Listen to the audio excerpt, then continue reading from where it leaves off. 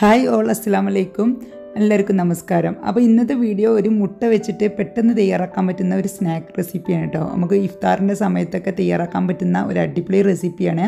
നമുക്ക് പെട്ടെന്ന് തയ്യാറാക്കി എടുക്കാനും പറ്റും, എല്ലാവർക്കും ഇഷ്ടമാവുന്ന ഒരു അടിപൊളി സ്നാക്കാണ് കേട്ടോ. അപ്പോൾ ഇത് ഒരു 3 മുട്ട വെച്ചിട്ടാണ് ചെയ്യുന്നത്. അപ്പോൾ നമുക്ക് 2 മുട്ട ഇതിന് വേണ്ടിയിട്ട് പുഴുങ്ങിയെടുക്കണം. അതിന് വേണ്ടിയിട്ട് ഞാനൊരു പാത്രത്തിലോട്ട് ഇട്ട് കൊടുത്തിട്ടുണ്ട്. ഇനി നമുക്കിത് മുട്ട ഒന്ന് നന്നായിട്ട് കഴുകിയതിന് ശേഷം ഇതിലോട്ട് വെള്ളം ഒഴിച്ചിട്ട് ഇതൊന്ന് പുഴുങ്ങിയെടുക്കാം. അത് പാത്രത്തിൽ തന്നെയാണ് കേട്ടോ പുഴുങ്ങുന്നത്. ആകെ 2 മുട്ടയല്ലേ ഉള്ളൂ, അപ്പോൾ അതുകൊണ്ട് കുക്കറിലൊന്നും ഇടുന്നില്ല. അപ്പോൾ നമുക്കിത് ഫ്ലെയിം ഓൺ ചെയ്തിട്ട് നമുക്കിതൊന്ന് പുഴുങ്ങാനായിട്ട് വെക്കാം. വെള്ളം തിളക്കുന്നതിന് മുമ്പായിട്ട് നമുക്ക് ഇതിലോട്ട് കുറച്ച് ഉപ്പ് ചേർത്ത് കൊടുക്കാം കേട്ടോ. അപ്പോൾ നമുക്ക് മുട്ട പോവാതെ നല്ല വൃത്തിക്ക് പുഴുങ്ങി കിട്ടും. അല്ലെങ്കിൽ മുട്ടയുടെ തോട് പൊട്ടിപ്പോയാൽ മുട്ടയുടെ ഉള്ളിലുള്ളതെല്ലാം പുറത്തോട്ട് വന്ന് ഒരു വൃത്തി ഉണ്ടാവില്ല. അപ്പോൾ അതുകൊണ്ട് മുട്ടയുടെ തോട് പൊട്ടിപ്പോയാലും ഉള്ളിലുള്ളതൊന്നും പുറത്തോട്ട് വരില്ല കേട്ടോ, ഉപ്പിട്ട് കൊടുത്താൽ. അപ്പോൾ തിള വന്നതിന് ശേഷം നമുക്ക് എന്ത് ചെയ്യുക, അടച്ചു വെച്ചിട്ട് ഫ്ലെയിം ഓഫ് ചെയ്യാം. എന്നിട്ട് ഒരു 5 മിനിറ്റ് കഴിഞ്ഞിട്ട് ശേഷം തണുത്ത വെള്ളത്തിലോട്ട് ഇട്ടാൽ മതി. ഇനി നമുക്ക് വേണ്ടത് ഇതിലോട്ട് ഒരു സവാളയാണ് കേട്ടോ. അപ്പോൾ നമുക്ക് സവാള എടുത്തിട്ടുണ്ട്. മീഡിയം സൈസിലുള്ള ഒരു സവാളയും ഒരു പച്ചമുളകും ഒരു ചെറിയ പീസ് വലുപ്പമുള്ള ഇഞ്ചിയാണ് കേട്ടോ എടുത്തിട്ടുള്ളത്. ഒരു 1/2 ഇഞ്ച് വലുപ്പമുള്ള ഇഞ്ചിയാണ് എടുത്തിട്ടുള്ളത്. പിന്നെ കുറച്ച് കറിവേപ്പിലയും അതുപോലെ തന്നെ 5-6 അല്ലി വെളുത്തുള്ളിയും കൂടി എടുത്തിട്ടുണ്ട്. ഇനി നമുക്ക് സവാള തൊലിയൊക്കെ കളഞ്ഞിട്ട് എല്ലാം കഴുകിയിട്ട് കൊണ്ടുവന്നിട്ടുണ്ട്. ഇനി നമുക്കിത് ചെറുതായിട്ടൊന്ന് കട്ട് ചെയ്യണം. എത്രയും പൊടിയായി അരിയാൻ പറ്റുന്ന അത്രയും പൊടിയായിട്ട് വേണം കട്ട് ചെയ്യാൻ വേണ്ടിയിട്ട്. മുട്ട പുഴുങ്ങുന്ന സമയം മതി ഇതൊക്കെ റെഡിയാക്കി എടുക്കാൻ വേണ്ടിയിട്ട്. നമുക്ക് മുട്ട പുഴുങ്ങാൻ വെച്ചിട്ട് ആ ഒരു സമയം കൊണ്ട് തന്നെ സവാളയൊക്കെ തൊലി കളഞ്ഞ് ഇതുപോലെ കട്ട് ചെയ്തെടുത്താൽ മതി. സവാള കട്ട് ചെയ്തതിന് ശേഷം നമുക്ക് ഒരു മിക്സിംഗ് ബൗളിലോട്ട് ഇട്ട് കൊടുക്കാം. ഈ സമയം കൊണ്ട് തന്നെ നമ്മുടെ മുട്ട കുറച്ച് സമയം ഇരുന്ന് ഫ്ലെയിം ഓഫാക്കിയിട്ട് അപ്പോൾ ഞാൻ അത് തണുത്ത വെള്ളത്തിലോട്ട് ഇട്ട് കൊടുത്തിട്ടുണ്ട്. ഇനി നമുക്ക് പച്ചമുളകും അതുപോലെ തന്നെ ചെറുതായിട്ട് കട്ട് ചെയ്യാം. ഇത് എത്രയും കുഞ്ഞായിട്ട് അരിയാൻ പറ്റുന്ന അത്രയും ചെറുതായിട്ട് കട്ട് ചെയ്യണം. അല്ലെങ്കിൽ നമ്മൾ പച്ചമുളക് കഴിക്കുന്ന സമയത്ത് കടിക്കുകയാണെങ്കിൽ ആ ഭാഗത്ത് തന്നെ കൂടുതൽ എരിവുണ്ടാവും. അപ്പോൾ എത്രയും പൊടിയായിട്ട് കട്ട് ചെയ്യാൻ പറ്റുന്ന അത്രയും പൊടിയായിട്ട് പച്ചമുളകും അതുപോലെ ഇഞ്ചിയും വെളുത്തുള്ളിയും ഒക്കെ അതുപോലെ കട്ട് ചെയ്തെടുക്കാം. കറിവേപ്പിലയും അതുപോലെ തന്നെ ചെറുതായിട്ട് കട്ട് ചെയ്ത് തന്നെ ചേർക്കുക. ഇനി മല്ലിയില ഉണ്ടെങ്കിൽ മല്ലിയില കൂടി ചേർത്ത് കൊടുക്കുന്നത് നല്ലതാണ്. ഇനി നമുക്കിതെല്ലാം കൂടി നമ്മുടെ മിക്സിംഗ് ബൗളിലോട്ട് നമ്മൾ സവാള ഇട്ട് കൊടുത്തിട്ടുണ്ടായിരുന്നല്ലോ, അതിലോട്ട് തന്നെ ഇട്ട് കൊടുക്കാം. അതൊക്കെ കട്ട് ചെയ്ത് വന്നപ്പോഴേക്കും നമ്മുടെ മുട്ട നല്ലപോലെ തണുത്ത് വന്നിട്ടുണ്ട്. ഇനി നമുക്കിതിൻ്റെ തൊലിയൊക്കെ ഒന്ന് പൊളിച്ചെടുക്കാം. എന്നിട്ട് നമുക്ക് ഇത് ചെറുതായിട്ട് കട്ട് ചെയ്തെടുക്കണം. അപ്പോൾ നമുക്ക് ഈ മുട്ടയിൽ ഉപ്പിട്ട് ചേർത്തത് കൊണ്ട് തന്നെ അത് പെട്ടെന്ന് തോലി പോരാനും നല്ല സുഖമാണ് കേട്ടോ. ഇനി നമുക്ക് ഇത് നടുവൊന്ന് കട്ട് ചെയ്തതിന് ശേഷം ഇതിൻ്റെ ഉള്ളിലുള്ള നമ്മുടെ മഞ്ഞക്കുരു ഉണ്ടല്ലോ അത് മാറ്റി കൊടുക്കണം കേട്ടോ. അത് നമുക്ക് ഈ ഒരു സ്നാക്കിന് ആവശ്യമില്ല. ഇട്ട് കൊടുക്കുകയാണെങ്കിൽ പണി കിട്ടുകയും ചെയ്യും. അപ്പോൾ അതിട്ടിട്ട് ഒരു പ്രാവശ്യം ചെയ്ത് നോക്കിയപ്പോൾ ഒരുപാട് എണ്ണയിലിട്ടിട്ട് എണ്ണ പതഞ്ഞ് വന്നിട്ടുണ്ടായിരുന്നു. അപ്പോൾ അതുകൊണ്ട് ഒരിക്കലും നിങ്ങൾ ഈ ഒരു സ്നാക്കിൽ ഈ മഞ്ഞക്കുരു ചേർത്ത് കൊടുക്കരുത്. ഇനിയിപ്പോൾ ഇത് പുറത്തേക്ക് ഇട്ടാൽ ഇതിപ്പോൾ മാറ്റി വെച്ചാൽ അത് വേസ്റ്റ് ആവില്ലേ, ഇതിലോട്ട് ഇട്ട് കൊടുത്താൽ പിന്നെ അതിലിട്ട് കഴിക്കാമല്ലോ എന്ന് വിചാരിച്ചിട്ട് ചേർക്കാൻ നിൽക്കണ്ട. കാരണം എന്താ വെച്ചാൽ നമ്മളെ സ്നാക്ക് ആകെ പാളിപ്പോവും. അപ്പോൾ മുട്ടയുടെ വെള്ളം മാത്രമേ നമുക്ക് ഇതിന് ആവശ്യമുള്ളൂ. മഞ്ഞക്കുരു മാറ്റി കൊടുക്കുക. മഞ്ഞക്കുരു നമ്മൾ മുട്ടക്കറി വെക്കുമ്പോഴോ അല്ലെങ്കിൽ അത് അങ്ങനെ തന്നെ കുട്ടികൾക്ക് കഴിക്കാൻ കൊടുക്കുക. അതാണ് നല്ലത്. ഇതിൽ ചേർത്ത് കൊടുത്താൽ പണി കിട്ടും കേട്ടോ. ഇനി നമുക്കിത് ഇതുപോലെ തന്നെ നമ്മൾ ആ സവാളയും പച്ചമുളകൊക്കെ കട്ട് ചെയ്ത പോലെ തന്നെ ഇതുപോലെ തന്നെ നേരിയതായിട്ട് പൊടിയായിട്ട് കട്ട് ചെയ്തെടുക്കുക. ഈ മുട്ടയുടെ വെള്ള ഭാഗം മാത്രം ഇതുപോലെ കട്ട് ചെയ്തതിന് ശേഷം നമുക്ക് ഇതിലോട്ട് ഇട്ട് കൊടുക്കാം.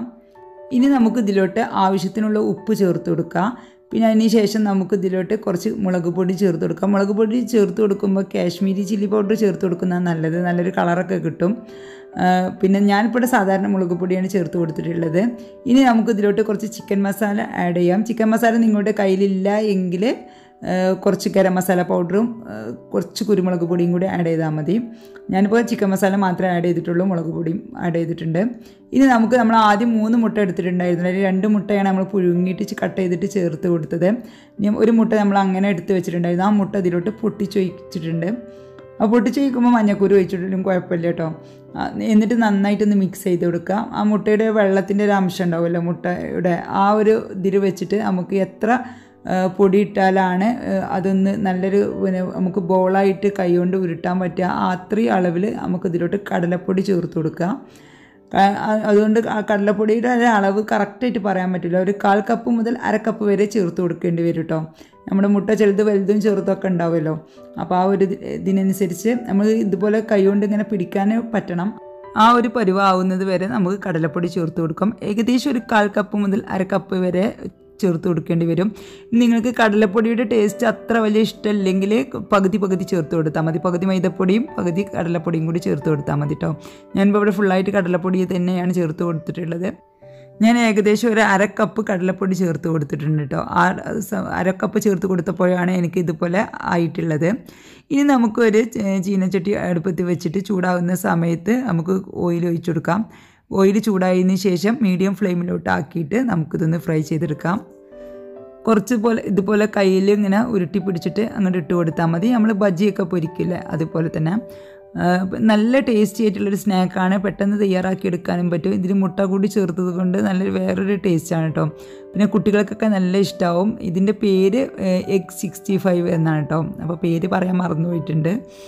അപ്പോൾ നമുക്ക് ഇത് ഈ ഒരു രീതിയിൽ ഇതുപോലെ തന്നെ ഫ്രൈ ചെയ്തിട്ട് ഇങ്ങനെ തന്നെ കഴിക്കാം.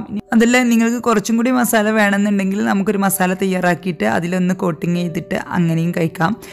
രണ്ടായാലും നല്ല ടേസ്റ്റാണ്. പിന്നെ ഇഫ്താറിൻ്റെ സമയത്തൊക്കെ സ്നാക്കായിട്ട് തയ്യാറാക്കുകയാണെങ്കിൽ മസാലയുടെ ഒന്നും ആവശ്യമില്ല, നമുക്ക് ഇങ്ങനെ തന്നെ സെർവ് ചെയ്യാവുന്നതാണ്.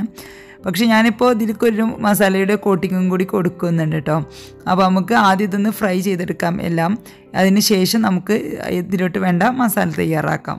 അപ്പോൾ ഞാൻ ഒരു ബാച്ച് ആയിട്ടുണ്ട്. അപ്പോൾ നെക്സ്റ്റ് ബാച്ച് ഇതുപോലെ തന്നെ ഇട്ട് കൊടുക്കുന്നുണ്ട് കേട്ടോ. അപ്പോൾ നമ്മൾ ഫ്ലെയിം വെക്കുമ്പോൾ മീഡിയം ടു ലോ ഫ്ലെയിമിൽ വെച്ചിട്ട് കുക്ക് ചെയ്താൽ മതി കേട്ടോ. എന്നാലും അതിൻ്റെ ഉൾവശമൊക്കെ നന്നായിട്ട് വേവുള്ളൂ കേട്ടോ.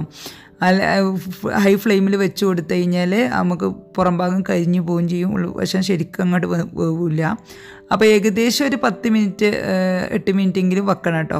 ഒരു ഭാഗം നല്ലപോലെ മുരിഞ്ഞ് വന്നതിന് ശേഷം തിരിച്ചിട്ടിട്ടും ഒരു 3-4 മിനിറ്റ് കഴിഞ്ഞതിന് ശേഷം എണ്ണയിൽ നിന്ന് മാറ്റിയാൽ മതി. അപ്പോൾ നമുക്ക് കറക്റ്റായിട്ട് വെന്തിട്ടുണ്ടാവും കേട്ടോ.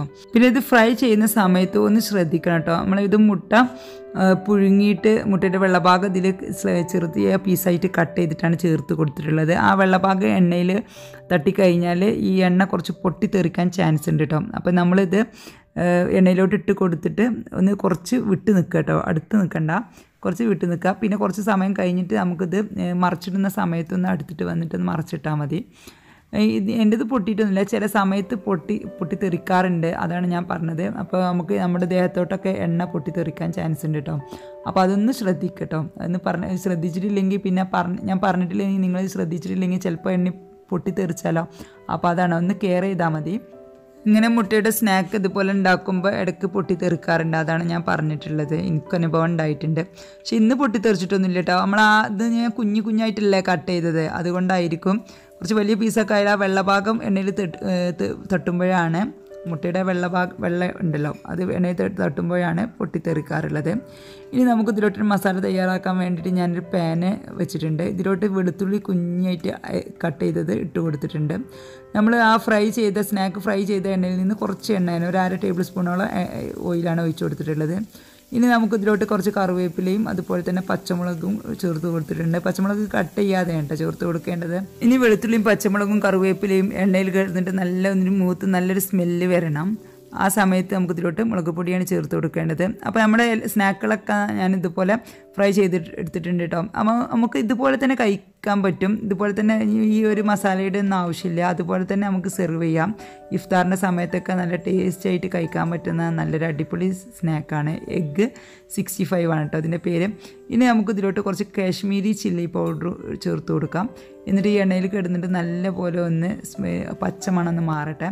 ആ പച്ചമണക്ക് മാറിയതിന് ശേഷം നമ്മൾ ഫ്രൈ ചെയ്ത് വെച്ച സ്നാക്ക് ഇതിലോട്ട് ഇട്ടിട്ട് ഒന്ന് മിക്സ് ചെയ്തെടുക്കുക. അതിനുശേഷം ടൊമാറ്റോ കെച്ചപ്പും കൂടി ഒഴിച്ചിട്ട് ഒന്ന് മിക്സ് ചെയ്യുക കേട്ടോ. ഒന്ന് എല്ലാ ഭാഗത്തോട്ടും എത്തുന്ന രീതിയിൽ ഒന്ന് മിക്സ് ചെയ്തെടുക്കുക. ഇപ്പോൾ നമ്മുടെ എഗ് 65 ഇവിടെ റെഡി ആയിട്ടുണ്ട്. ആ മിക്സ് ആക്കുന്ന വീഡിയോ എൻ്റെ കയ്യിൽ നിന്ന് മിസ്സായി പോയിട്ടോ, അതോട്ടാണ് ഞാൻ കാണിക്കാത്തത്. അപ്പോൾ ഇതാണ് ഇതിൻ്റെ ഉൾവശം. നല്ലപോലെ വെന്ത് നല്ല പരുവത്തിലായി വന്നിട്ടുണ്ട്. പുറംഭാഗം നല്ല ക്രിസ്പിയാണ്.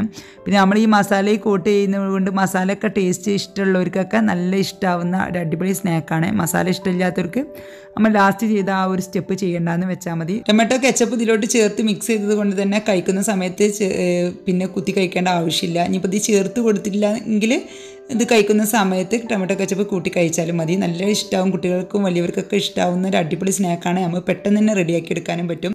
അപ്പോൾ എല്ലാവരും ഉണ്ടാക്കി നോക്കിയിട്ട് ഫീഡ്ബാക്കൊക്കെ അറിയിക്കുക. ഇഷ്ടമായ ലൈക്ക് ചെയ്തിട്ട് ഫ്രണ്ട്സ് ആൻഡ് ഫാമിലിക്ക് വേണ്ടിയിട്ടൊന്ന് ഷെയർ ചെയ്തെടുക്കുക. ചാനൽ ഇഷ്ടമാകുന്നുണ്ടെങ്കിൽ ഒന്ന് സബ്സ്ക്രൈബ് ചെയ്തിട്ട് സപ്പോർട്ടും ചെയ്യട്ടോ. അപ്പോൾ എല്ലാവർക്കും എൻ്റെ നന്ദി, നമസ്കാരം, അസ്സലാമു അലൈക്കും.